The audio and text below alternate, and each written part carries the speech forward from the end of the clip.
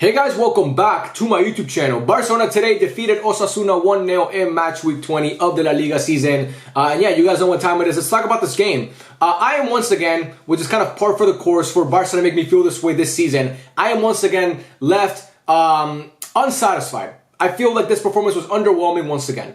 Watching 90 minutes of this team, it was a hard watch once again, in my opinion at least. Maybe people think I'm being too critical, but I did not think this performance was convincing whatsoever. And I thought this game today was going to be a little bit different than most games that we played this season, because obviously it was the first game since the squad found out that Xavi was stepping down at the end of the season. So today I thought they were going to come out with some intensity, some fire, some passion, some willingness to fight for the badge, because a lot of players have come out and said it's not Xavi's fault. We actually want Xavi to stay. But it didn't look like it today. It did not look like it today because they came out once again snoozing and sleeping. And it just wasn't a fun watch to me whatsoever. I don't remember the last time, honestly, I had fun watching this team play. Not about the results, but just had fun watching the product on the pitch.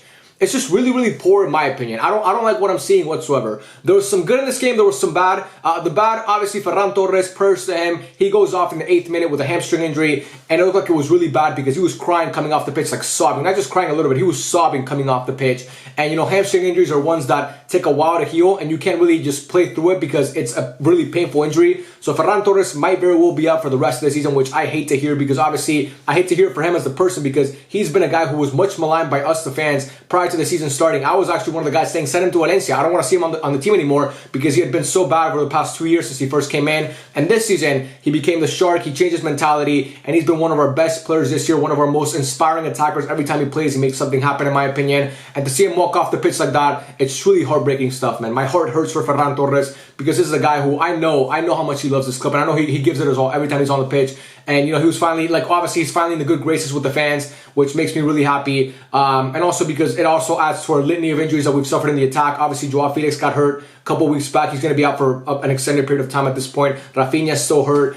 So to add to that list of injuries, it's really, really unfortunate. And it's unfortunate for Ferran Torres, the person and the player, because, again, like I said, he was having a really good year, in my opinion. So that's obviously the bad. The good is, Victor Roque comes on, he scores a goal. Who would have thought? You give this guy more time on the pitch and he actually makes something happen. And you still didn't play him in his natural position. You still played him out on the wing, which I don't know why, but still.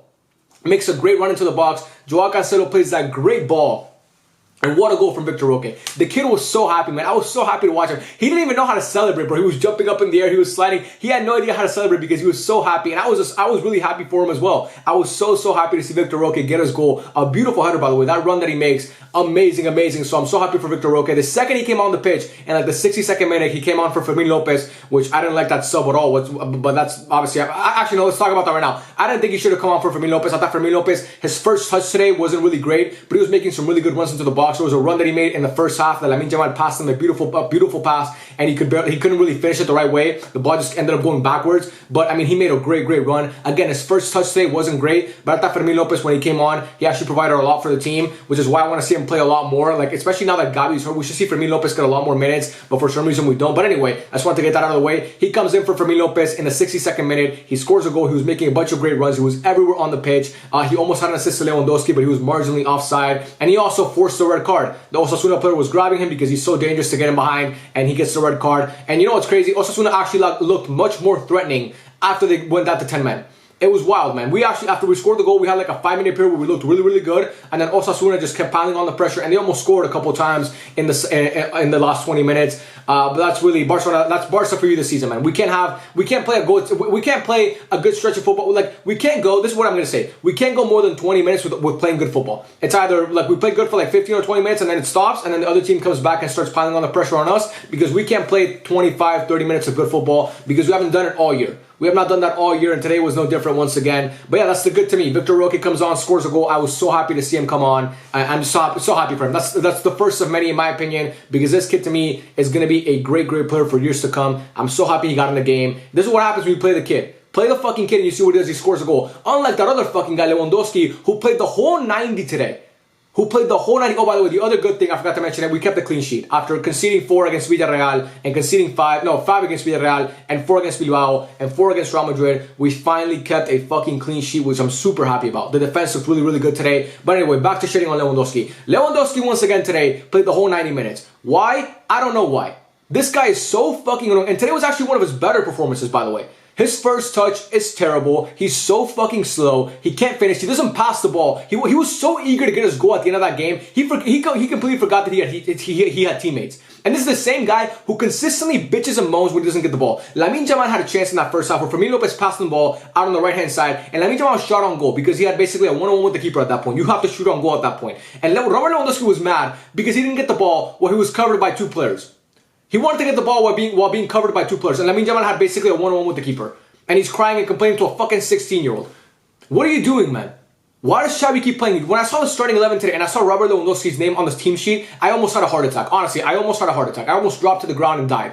Why does he keep playing on this team? Especially, why does he keep playing the whole 90 minutes? This is my problem with Xavi, man.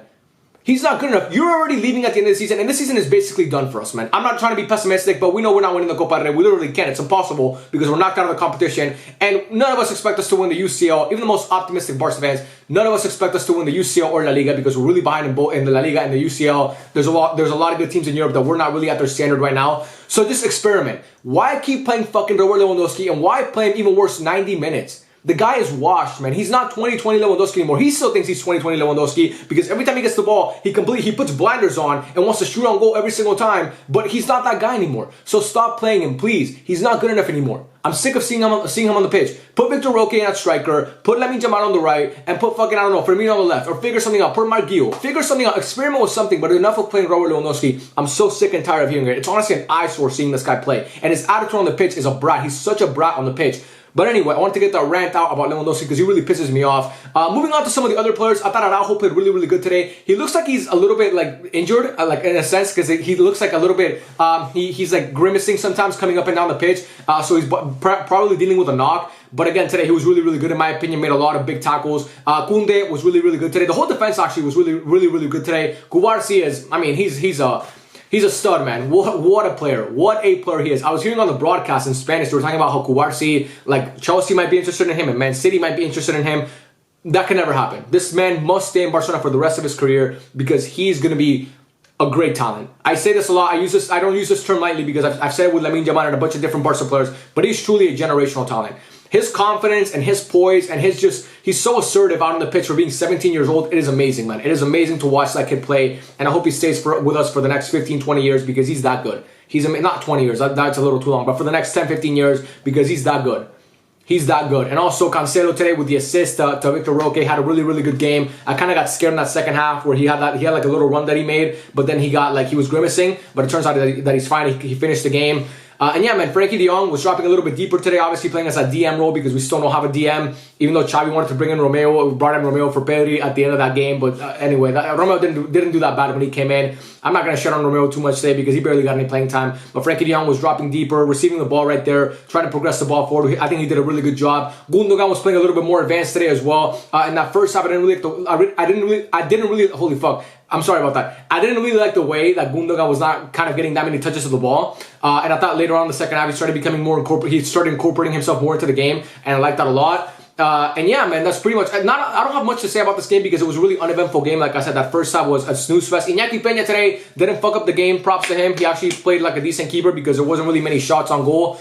He made one really good save in the second half towards the end of that game. But yeah, man, to me, again, my mood is neutral right now. I'm really happy about Victor Roque, but I'm also really sad about Ferran, so it kind of evens out. I didn't like seeing Ferran come off crying, man. It really broke my heart, but I'm really happy about Victor Roque scoring a goal. So like I said, it's kind of in the middle. If Victor Roque would have scored a goal and Ferran would have stayed healthy, I would have been like right here, even with that shitty performance, by the way. Because again, like I said in the beginning of the video, that was not fun to watch whatsoever. It was an eyesore of a performance in my opinion, again, but that's kind of par for the course for Barca at this point. I'm just taking small victories at this point. I'm looking at small victories, Victor Roque playing well, Cubarsí playing well, Iñaki Peña not fucking up, Araujo looking better, Koundé looking better, Frankie de Jong playing well, Pedri up and down the pitch, his stamina is getting better again. He's getting more fit and more fit as the games go on, which is great. But to me, again, I can't celebrate this game, but I am happy that Victor Roque scored. I cannot lie. I am super happy for the kid. I cannot wait to see him play a lot more. I hope that he starts playing a lot more. We play Alaves on the weekend. I want him to start that game. I expect him to start that game, especially with Ferran hurt now. He must start that game. Say Lewandowski on the bench, put Victor as a number 9, and experiment with someone out on the left wing. I don't know what you got to do, Xavi, but figure something out. Enough playing Lewandowski, play Victor Roque because he came in and automatically became man of the match. The most threatening player on the pitch as soon as he came on. He just brings a different dynamic to this team, which we haven't seen in a long time. So, sorry, burp. Oh my God. almost 10 minutes into the video, but you guys know what's going to happen. So I want to see Victor Roque play more again. But yeah, man, that's my thoughts on the performance. Let me know what you guys think about the game.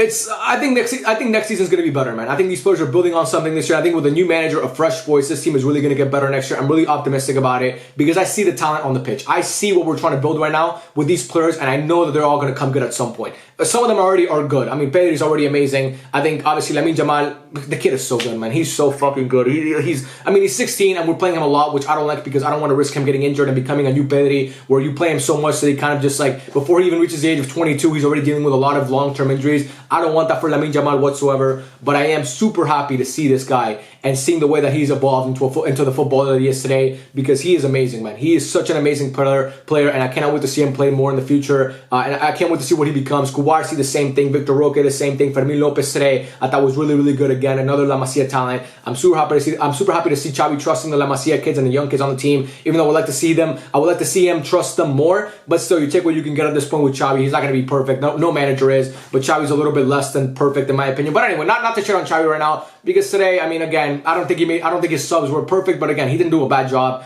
This is kind of like Xavi ball at this point. Boring, 1-0, barely scrape out against a bad team. But yeah, man. Osasuna is a team that we've struggled against a couple times already this season. The first game in their stadium, that was the first game that the two Joaos actually played. They came off the bench, and that was a game that, if you remember, we needed Lewandowski to score a late winner, a penalty to win us that game. And then the other game that we played against him in the Super Cup a couple weeks back, we struggled for a lot of that game, and then we ended up winning by more than one goal for the first time in 3 months. That was actually the game that broke the streak, the game in the Super Cup against them, because Lamine Yamal scored that late goal. But still, that performance wasn't really great. And today, again, really a tight game once again. So Osasuna has our number. Basically, every team this season has our number. But Osasuna, the 3 times we've played them, they've been tight contests. We've managed to win all 3 of them, so I'm super happy about winning today again. Does not mean that we're going to win La Liga, but you know, it gets us 3 points closer to if Girona or Real Madrid make a mistake. Who knows what can happen? But anyway, I've talked too much already about this game. I've talked too much already about this whole Barca thing. I love you guys, man. Thank you so much for watching, and I'll catch you guys on the next one.